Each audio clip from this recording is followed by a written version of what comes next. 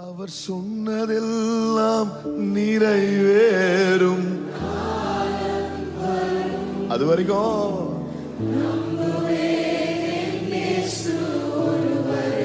நடக்கிற மாதிரியே இல்லப்பா. ஆனாலும் அவர்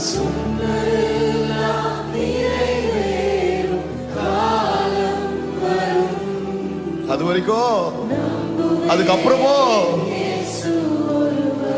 கண்ணால நான் பார்ப்பேன். எத்தனை பேர் விசுவாசிக்கிறீங்க? நம்புவேன் என்